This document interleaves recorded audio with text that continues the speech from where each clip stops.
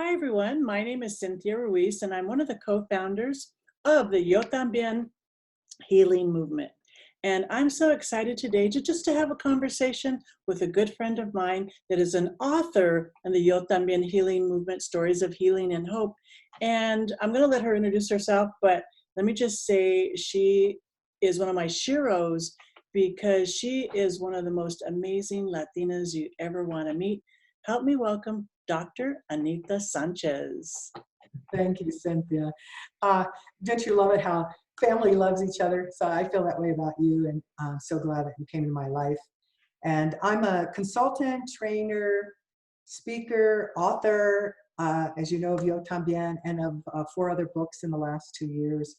And very excited that you and I, as we were talking, we were saying, given its sexual awareness months, that it would be a great time to just have a short 10 or 15-minute conversation about some of the key things that we've learned along the way about forgiveness and why would even somebody do that and things like that. So I'm really excited that we're able to share what knowledge and experience we have, both in our personal lives and professional lives regarding forgiveness. Well, one of the reasons when I thought of forgiveness, I thought of you because in your book, The Four Sacred Gifts, you actually have a whole chapter on forgiveness. So talk to me about forgiveness. Yes. Well, where I like to start is what forgiveness is not. Because I think for many people, they have this strange notion about forgiveness, and I think I did long ago, that prevented me. It was part of stopping me because I had this belief. First of all, forgiveness does not mean you forget. It doesn't mean you forget the violence, hurt, mistreatment, wherever that happened, that or whatever time in your life. It doesn't mean you forget. It doesn't mean you're weak. Some people, I'm not going to forget that. It is not a sign of weakness. Forgiveness doesn't mean that you're disloyal to a group, because some of the big forgivenesses that need to happen have happened not only to individuals, but to whole groups of people. And it doesn't mean that you're disloyal. It doesn't mean you're weak.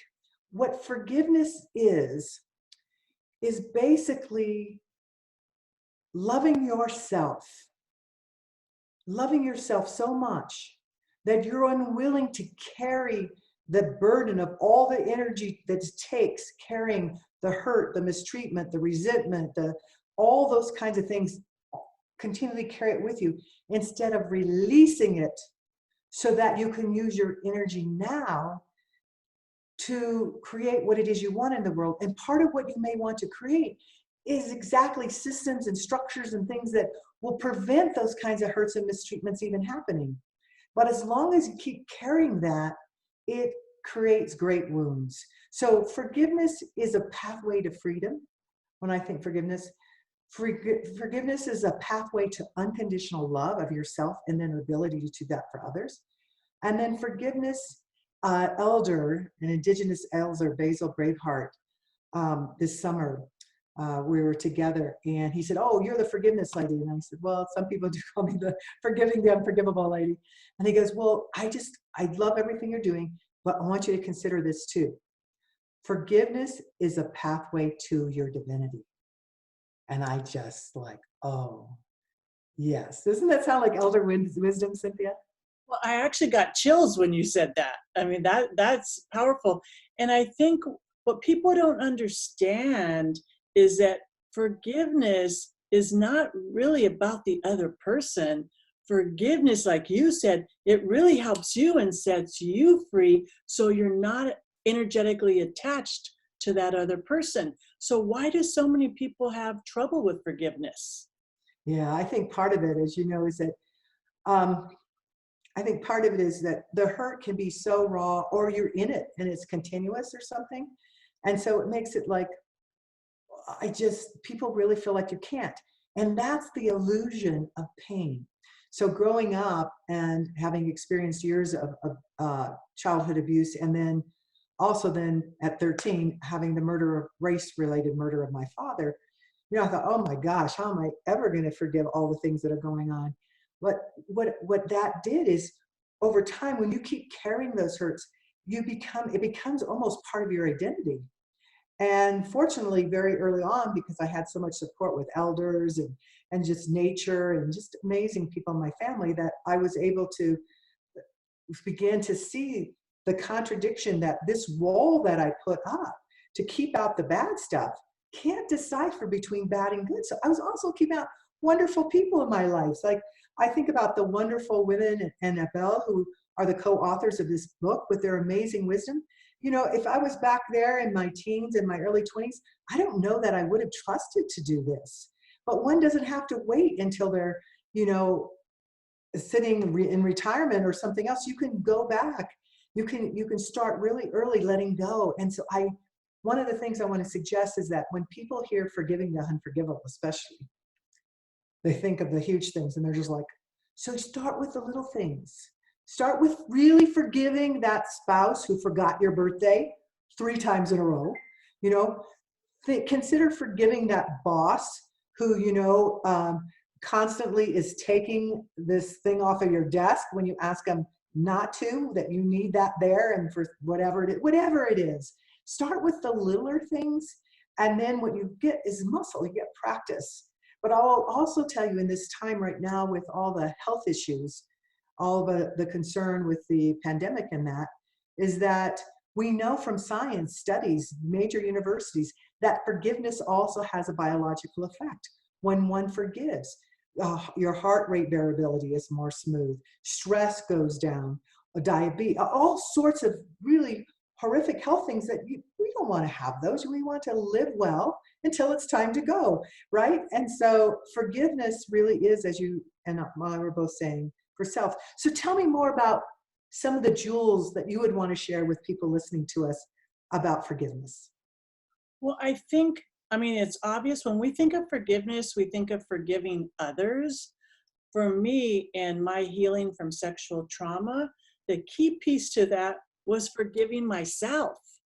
Because somehow in my mind, I made up this story that I caused the trauma, that I brought it upon myself. Because a lot of times when you experience sexual trauma, you're taught to believe it's your fault. So I was pretty early on, I was able to forgive the person that caused my sexual trauma. It wasn't until I was able to forgive myself and release the guilt and the shame that I really felt that sense of freedom. So I just want people to understand that forgiveness comes in a lot of different forms, forgiving others, but self-forgiveness is really very powerful. At least in my experience, it was. What do you think? I totally agree with you. And I want to say that there's other reasons, because when we don't do this, when we hold that um, energy, disappointment, anger, whatever against ourselves or someone else, it shows up in other places. So for 40 plus years, I continue to work with business leaders all over the world. And what I often find in working with women, I do a lot of work with employee resource groups, is that oftentimes part of the work is to help them actually heal that part, that pain that happened. Because when something happens in the workplace that brings up triggers in them, triggers in that old brain, the amygdala, that part of the brain, that danger, then they're not operating, responding in an appropriate way to what is happening there and then. They're dealing with back then. And so when many tools, some of them we have in our book, there are many tools to use in order to really help to release the hurts and mistreatments. They don't have to stay locked in our bodies or in our minds. And it frees our behavior. So when doing just work with various women and men, when they were able to unlock the emotions that were blocked in their bodies, to be able to release that hurt and mistreatment and forgive themselves as well as others, they would take off in their work. So they were just I can't believe that was happening. And I was like, well, I can, because I'm a diversity consultant. And given, I told you, at 13, my father was murdered and it was race related. And I went out, and my work always was going to be working with bringing people together of differences. But how does one do that if you have not healed that hurt in that girl, so that you could see the true possibility that we could do this? I know people who go out and teach things and then don't really believe it. they may have good intention, but they're blocking the real gift of using forgiveness and healing, which is what we talk about in our book, forgiveness and healing as a pathway to soar. And every woman in that book are women who are very diverse in terms of our occupations, our family size, all that kind of thing. However, all very much aligned in that we have soared and gone for what we know, who we are, what we truly are, and our gifts that we can give the world, and not allowing those hurts, those mistreatments to take our energy. And so we have chosen forgiveness as a path to be able to go for it, take the lid off and become the best person we can as a mom, as a partner, as a executive, as a fireman, and all. I've just brought in all those first line responders and grocery workers who are so important to our lives right now. We each deserve this forgiveness. I think for me, some of the most powerful forgiveness work that I did was around my mom. Now, let me just say, forgiveness is painful. I mean, it's most people don't do the work because it brings up a lot of stuff and there's a lot of pain. And so for me, to get personal for a minute, I had a not good relationship with my mom my whole life. For whatever reason, she was verbally abusive, and at one point got physically abusive. So I moved out when I was 17 and never went back. But I always had a relationship with her, just wasn't good. And so last year, well, a couple years ago, she got dementia. And then when she got dementia, all of a sudden she turned nice. So I'm like, okay, well, let me just react to how she is today. Last year, she fell down, broke her hip. And so I ended up finding myself in a role that I was doing a lot of the caregiving. I mean, a lot of it. And then it brought up a lot of my past issues. So I really had to work on forgiveness. And I didn't ask for her forgiveness, I forgave her. So I literally sat down and wrote down all the memories that I had where I felt she was abusive to me in some way. I wrote it down, wrote it down, wrote it down. And then I cried my eyes out, released it, and I forgave her. She wasn't even involved in this process. It was just me doing this. And I forgave her. And once I forgave her, it was like a weight had been lifted off my shoulders. And now she's still alive, but she's 87 and she's in a boarding care. So at whatever point she makes her transition, I'm 100% okay with that because my side of the street is clean. But in my opinion, a lot of people don't do the work because it's not easy work. Yeah, no, it's not. People, there are some tools and methods that make it go faster than others. Like the process you work, just even when someone has already died, it doesn't end the relationship. It's the writing process, the reintegrating memory processes. There's so many ways to go about that.